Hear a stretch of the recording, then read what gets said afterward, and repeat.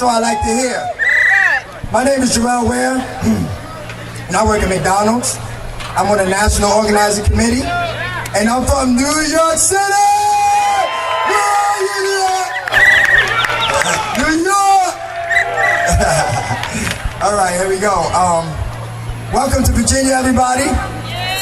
We are here making history. It all started with fast food workers going on strike in 2012. From what we are able to create, from that we was able to create a diverse movement that includes not 2, but 20 different industries under one umbrella. We won $15 in Seattle, New York, California, and even at UPMC. We are here in Richmond to combat structural racism. The Robert E. Lee statue, right behind me, yeah, exactly, represents racism, oppression, hate, and slavery. Bring it down! Bring it down! He represents the Confederacy. In the course of history, the Confederates lost. Losers. Today, the Confederacy represents people that want to build walls, that don't believe in raising the wages, that don't believe in unions, police officers that kill unarmed black men, women, and even children. Whereas the Union during the Civil War represented love, justice, freedom, and they won. Just like the Union, we follow in other footsteps of other great movements, like the women's rights movement, like the abolition movement, and the civil rights movement. All movements created a change in this country right here. You may not feel like Martin Luther King Jr. You may not feel like Malcolm X. But you guys remember Selma? Who remembers Selma? I want everybody to take a look around them. This is our Selma! This is our Selma! We started the Fight for 15 movement. We represent people that win, not lose. So brothers and sisters, stay strong, stay focused, and most important, let's continue to make history.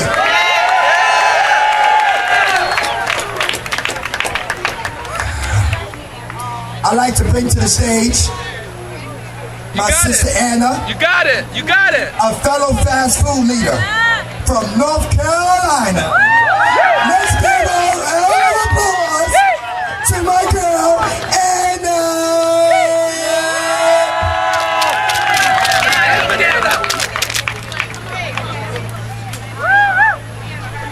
Hey everybody.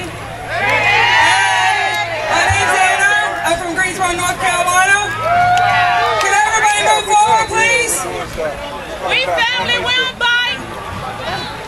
Alright, so I'm 29 years old. I'm a single mother. I work at Sonic. I make $8.25 as a manager. I've been in fast food for 10 years now. And in that 10 years, I've seen many discriminations. I've seen employees fired because of the color of their skin. I've seen people discriminated against because of sexual orientation. Myself and others have even experienced things such as wage theft and sexual harassment. Even recently, I had an employee quit because the general manager called her ghetto. That ain't right! That ain't right. That ain't right! I was always told this whole 10 years that I just had to deal with it. That we just had to learn to put up with it. No! So 2 years ago, I joined the Fight for 15 movement. And during that time, they told me I didn't have to put up with it. Yes. But they even taught me how to fight to change it. Yeah. And from there, I taught others how to do the same. Yeah. Then I started going to More Mondays. Yeah, More Mondays is a big event in North Carolina. That's right. And More Mondays, I saw a man there. He inspired me to do much. He also taught me that we didn't have to put up with it at home just like we do our jobs. Because if we don't have to do it at work, why do we have to do it in our community? He also taught us that if we all move forward together, we will never take one step back. With that, I'd like to introduce Reverend William Barber.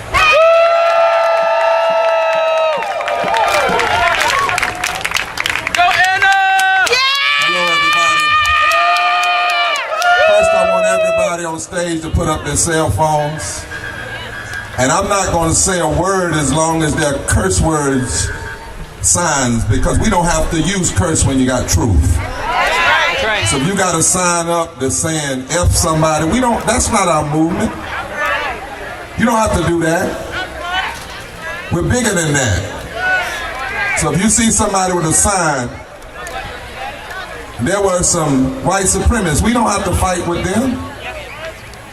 When you have a moral movement and you know you're right, you let love speak and truth speak. That's right. That's right. People that are not that intelligent do a lot of cursing. Amen. Then I want everybody to come up for a second. I want us to be one family, not 4 or 5 different protests going on. And I want my sister who's a worker to come stand close, because I don't ever speak by myself, and my brother here. This is a serious, this is not just a gathering or fellowship. You all are talking about finishing the unfinished work of this democracy. We got babies out here. And we don't need 1 or 2 people. Because you know, if there are 1 or 2 folk doing something strange, some of the media will focus on that and not focus on all the rest of us. Amen. Tell your neighbor, I don't want you to cuss, I just want you to say, raise up 15. That's the word. 15 and a union. My brothers and sisters, I'm glad to be with you in Richmond today. And I'm honored to join you at this national convention in the fight for 15.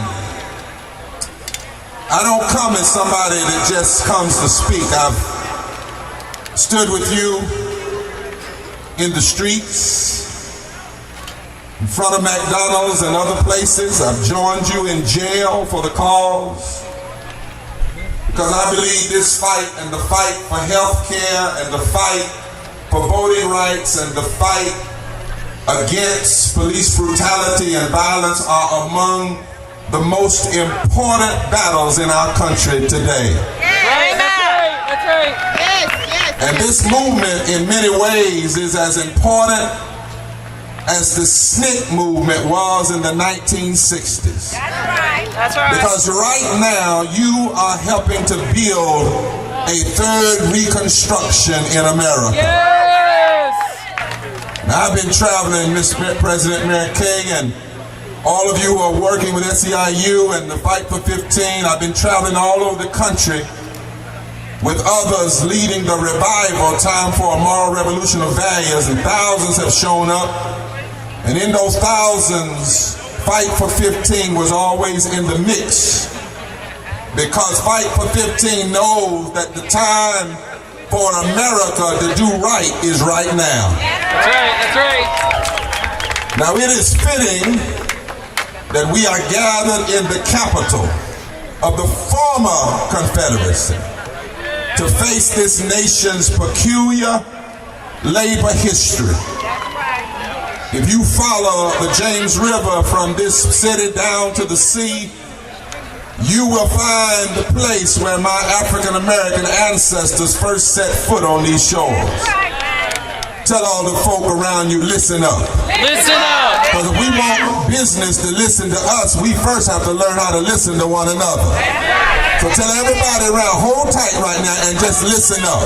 Hold tight, Focus listen your up. attention. My African American ancestors were brought here to work the land, to build this nation, but they were paid nothing for their labor. And after America's Civil War, when African Americans served in the Southern legislatures for the first time, they built a movement with poor whites. Poor whites and black people came together. They rewrote the constitutions of every Southern states, including North Carolina, Virginia. They banned slavery. They banned work without pay. They demanded equal protection under the law. And this wasn't in the 1960s, this was in the 1860s. Truth. And in my home state, preachers, white and black, demanded moral language be in the new Southern Constitution. In fact, they wrote, we hold these truths to be self-evident, that all persons are created equal, endowed by their Creator with certain inalienable rights, among which are life, liberty, the enjoyment of the fruit of your labor, and the pursuit of happiness. Because they knew that labor without living wages was nothing but a pseudo form of slavery. That's right. And this has been the pattern in our history. We've never been what we should have been in America, but every step forward, every stride toward a more perfect union has been the result of people like us coming together, pushing a moral agenda, an economic agenda, a justice agenda. And that's why we have to resist those today who will try to divide us, try to tell us what's not possible, especially in the South. That's why I'm glad my northern brother is down here in the South to say that when we organize the South, we're going to change the nation.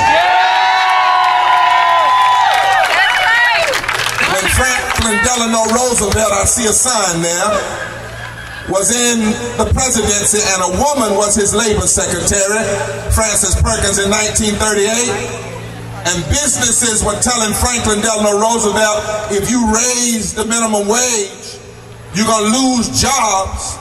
The president's answer was, no business which depends for its existence on paying less than living wages to its workers has any right to continue in this country called America.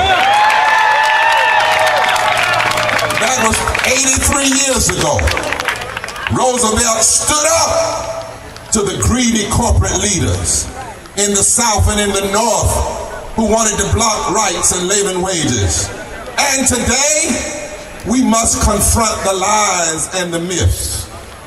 One lie is that the minimum wage is enough. The truth is, in 2005, a minimum wage paycheck brought less than it had 49 of the last 50 years. Somebody ought to tell the truth. That's right. Truth is that living wages raise productivity. That living wages decrease turnover. That's right. And that living wages builds jobs. That's right. That's not just me or Mary Kay. That's hundreds of business leaders and leading economists. When you pay people more, it's good for them and it's good for the economy. It's good for America. When you know this history, you understand why we are right to fight for 15 and a union. Just touch somebody and say, we're right to fight. We are right to fight for 15 and a union. for 15 in a union. And we cannot turn back now. We can't wait. Dr. King said in 64, every member of Fight for 15 ought to get this book. Why we can't wait. It was Dr. King's last book. It was clear about economic justice and civil rights. He looked hatred in the face. And he said that we couldn't wait any longer to dismantle the systems of race, poverty, and black voter disenfranchisement. He said in that book that we needed to, like Lincoln, reach the better angels of our nation. He called on America to pass a Bill of Rights for the poor and the working poor. He called on America to fund a Marshall Plan to help poor folk in the urban cities and poor people in the mountains of Appalachia and poor people all over the South. You know, a few weeks ago at the DNC, I talked about a defibrillator. That's right. And how we need to shock the heart of this nation. Dr. King demanded billions of dollars for a war on poverty rather than war on poor people, because he knew that we would needed to shock this nation. But back then, he said, while Negroes form the vast majority of America's disadvantage, there are millions of poor whites who would also benefit from a massive bottom-up stimulus. And I say to my white brothers and sisters, we've got to stop being fooled now. Yes, yes. There are 8 million more white poor people than there are black people. There are 5 million more poor white people than there are Latinos. There are some in the South and in other parts of the country that want to keep white people and black people and Latino people away from each other because they know if we ever come together. And I declare to you today, we must hear what Dr. King said. We can't wait. Hard-working people can't wait. Mothers trying to raise their children can't wait.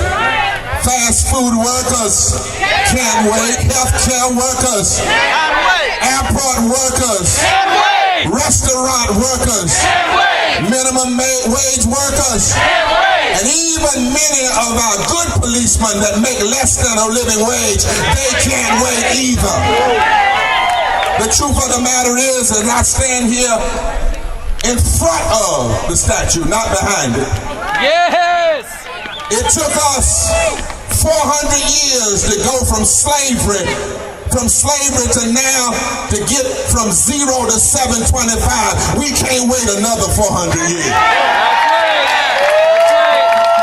In America, we've got to raise up.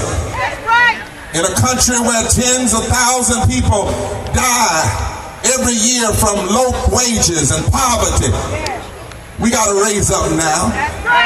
In a country where 400 families make $97,000 an hour and corporate crooks get free bailout money while we arrest people and put people in jail who are fighting for 15. We can't wait. We got to raise up now. When unarmed black and brown children and men and women are shot down, not by the police, but by rogue police, who really undermine the role of good police, we can't wait. We've got to raise up now. When the greedy attempt to buy elections through money and hostile takeovers, and legislatures are caught red-handed passing racist and discriminatory voting laws to suppress the vote and undermine the political power of black, brown, and white coalitions in the South. We've got to raise up now. Help me a little bit, Mike, man.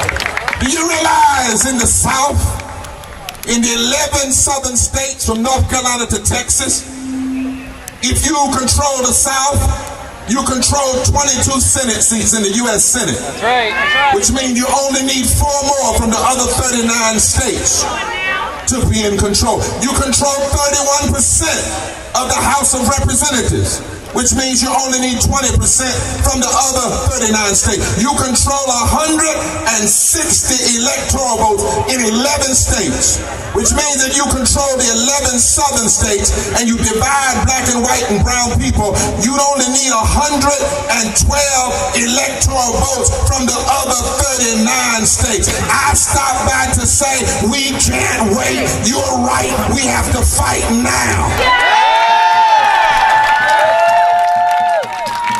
I know that somebody says, well, we're wrong sometimes, Mary Kay, to lay in the street.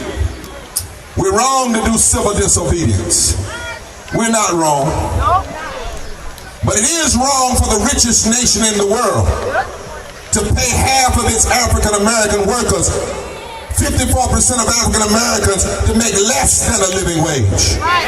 It is wrong for 64 million Americans in this country to make less than a living wage. It is wrong for politicians in the South to pit white workers against workers of colors and against immigrants, all workers that make less than $15 an hour. It is wrong that after we win living wages in cities across the South, like Birmingham, then the state legislatures intervene and vote against those cities. Or like in North Carolina, they pit the transsexual community against the black community. They claim they're passing a bathroom bill, but actually the bathroom bill is full of it. It's full of anti-worker legislation. It's full of anti-discrimination. It's full of pro-discrimination. It's full of legislation to block cities from raising the minimum wages. That bill needs to be flushed. So my brothers and sisters, you're not wrong. Tell somebody we're not wrong. We're not wrong. You're not wrong to raise up. That's why I'm joined here today by a host of clergy.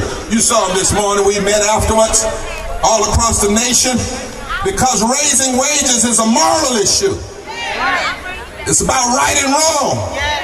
And any attempt to claim to be a Christian or claim to be evangelical or claim to be religious and religiously right, and it doesn't begin with a critique of systemic poverty and challenging economic justice. That is nothing but theological malpractice. It is a contemporary form of pharisaical hypocrisy. And it borders on a heretical interpretation of scriptures. Because there are more scriptures in the Bible and other sacred texts about love and justice and fairness and the poor and helping the least of these than there are any other subject in all of religion. In the Quran, it says men shall have the benefit of what they earn, and women shall have the benefit of what they earn. In the book of James, it says the wages of laborers who mowed your fields, which you kept back by fraud, their pain is crying out, and the Lord hears. In Leviticus, it says you shall not oppress your neighbor or rob him or her of their wages. In Jeremiah, it says whatever nation builds its house on unrighteousness and your upper rooms by injustice and makes your neighbor serve him for nothing and does not give him or her wages, that nation, that house is under the judgment of God. Timothy says you don't muzzle the ox because the laborer deserves his wages. Malachi says I'm going to draw near to judgment. I will be swift witness against those who oppress the hired worker in his wages and hurt the widows and the immigrants and the children. Deuteronomy says you shall not oppress a hired servant who is poor and needy. Ezekiel says this is the guilt, your pride, your excess food, your prosperous ease, and you did not pay the poor what they deserve. Isaiah 10 says, woe unto those who legislate evil and rob the poor of their rights. Isaiah 58 says, loose the bands of wickedness. Translation in Hebrew, pay people what they deserve. And then your nation shall be called a repairer of the breach. You are right to raise up and declare that we can't wait any longer. But as I close this convention today, there are going to be forces, my sister, my brother, that will always try to reject us. And when I look out on this crowd today, I know that many of you, like me, have sometimes felt rejected. Why do we have to march so much and go to jail so much to get folk to do something just right? Some of you out there, you've been rejected by some because of the color of your skin. I know it's so. Some of you felt rejection because of the kind of work you do. And people make you feel like it don't matter. Some of you have been rejected because of where you're from. You weren't born in America. Some of you have been made to feel rejected because of who you love, because of your sexuality. Some of you have been made to feel rejected because of how you talk. Some of you have been made to feel rejected because you're raising children out of wedlock, or you have a prison record, or you have some kind of other stain that makes people want to reject you and push you back.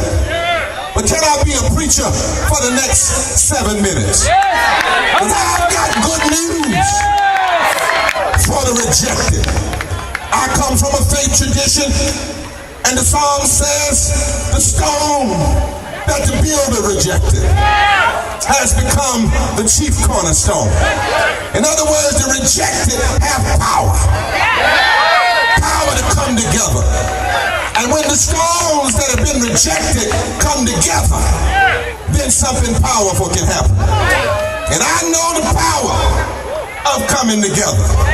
I know it biblically. When Moses and his people and that rod came together, Pharaoh came down and the Red Sea opened up. Wish I had a witness here.